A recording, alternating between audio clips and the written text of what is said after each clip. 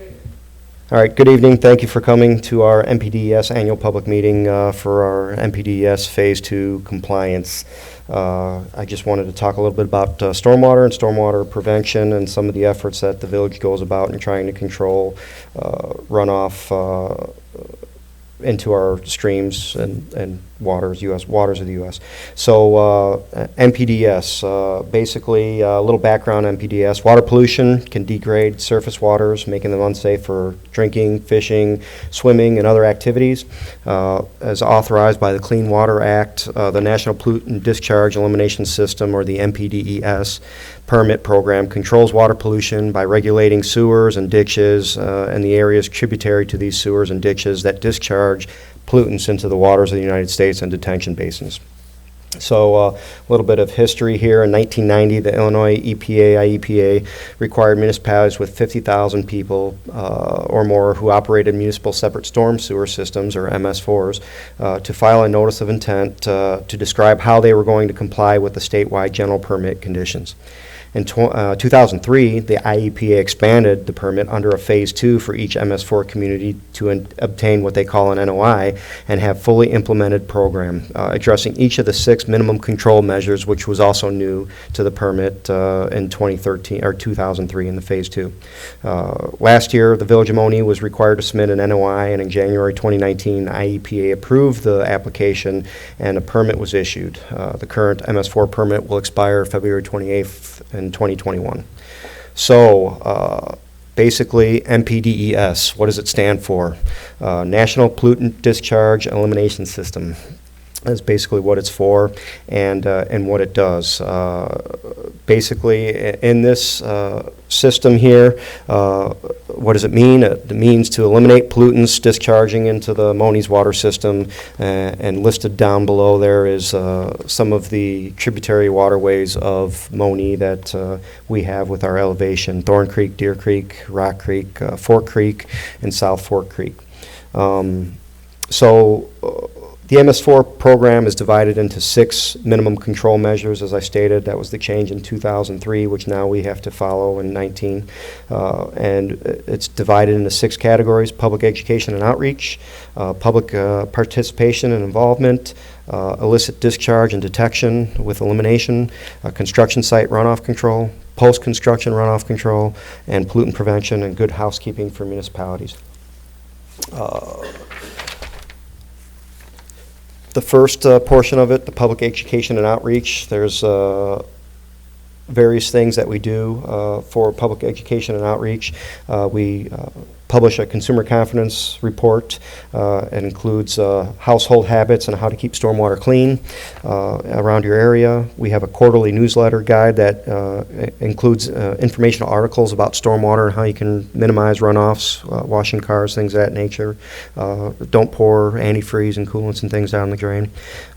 Our new EJ storm drains that we have are labeled with the words "drains to waterways" or "dump no waste in them," to remind anybody who's walking up to them that they drain to our lakes and streams, and don't dump your used oil or antifreeze into them. And currently, our village website has some program information on its websites, including permits, annual reports, other participation ways that you can go ahead and take care of that. Public participation is a second element with the MPDES and its public involvement participation. We have an annual public meeting, which is where you're at today. It's required. It's a new required activity under our control measure. The village hosts a community cleanup day, which is our Earth Day. Right here is our scheduled Earth Day as our public participation for April 25th of 2020. Our last meeting went very well. A lot of things were done around the community, garbage pickup, how to make a rain barrel, things of that nature were all presented, as well as some electronics recycling, things of that nature were presented to residents and people who showed up. It was very positive. And basically, property owners are encouraged to contact Public Works for any other stormwater questions or concerns. Another part of our MPDES, part of the 6 control measures are the illicit discharge and detection eliminations. This is basically, we have an ordinance via the Will County Stormwater Ordinance that was recently amended to kind of cover that. Ordinance 1893 kind of covers a lot of these, as well as various ordinances in place to prohibit stormwater quality infringements and things of that nature. Number 4, basically what we have here is our construction site runoff control.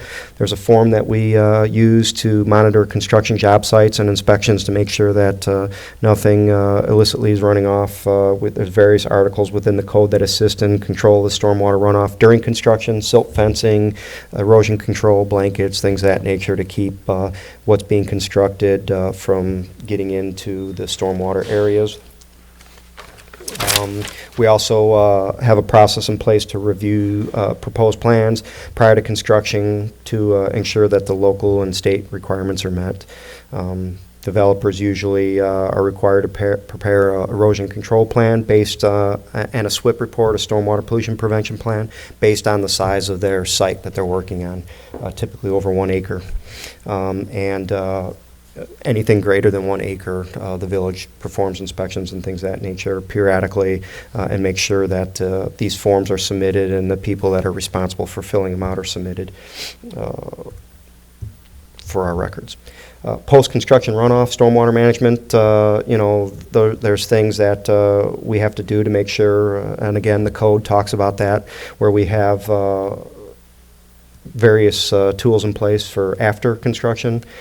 Easements and maintenance plans are put into place prior to final acceptance or closeout of projects are also taken care of, as well as post-construction ordinance final inspections are required before a developer can leave the site, or any kind of monetary bonding or monies that are put on there are released. And you can see in this slide here where a storm water culvert was repaired, erosion control measures were put into place, and then this is a picture of afterwards where the grass has grown and everything took where it needed to go. Pollution prevention, good housekeeping. Excuse me, there's certain things in Monee that we try to do to help keep our storm basins clean. We street sweep, we clean them annually with our jetters truck. We provide storm sewer inspections. We have yard waste disposal negotiated with our contract, our garbage refuse contract, excuse me, and salt storage. We keep that away from our waters and drains and keep it contained. Really, beyond the maintenance and of the detention and retention ponds, Public Works is always looking to make sure that the storm structures are functioning as intended, and that we really don't have any issues.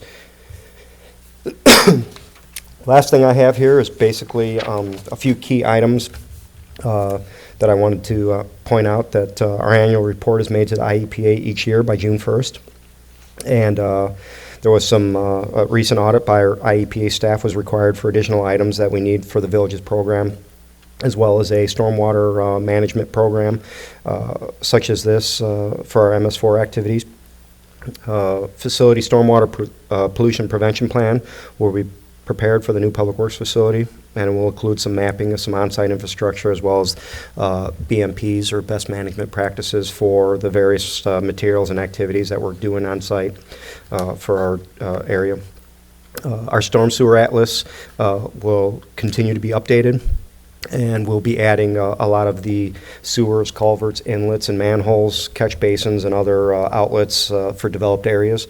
So we'll keep making that tool that we have. We'll keep growing on that, and basically we'll keep updating them in several phases until the progress is done. I don't think it'll ever be an ending project. As new development comes in, we'll always be adding to it, but at least we'll get them on our GIS.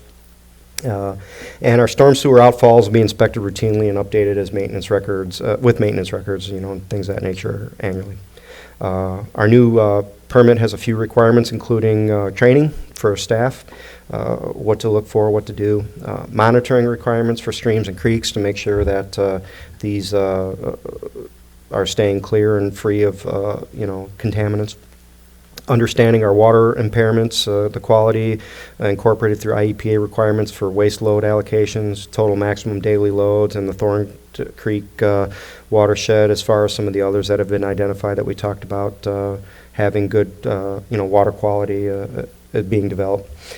And, the public works staff really can't thank Robinson Engineering enough to help get us into this MS4 permit requirement and satisfy with the IEPA documentation. We've had a lot of help with them in developing this program, and I, for one, really appreciate the help that the Robinson staff has given us to develop this program. Like I said, questions, get involved. Here's our annual cleanup day, and here's a few pictures from that day that was held April 25th, 2020. That's the new day, but this was last year's program that we did, beginning of this year. And some of the participants, some of the garbage that was collected, people that showed up in attendance, and things of that nature.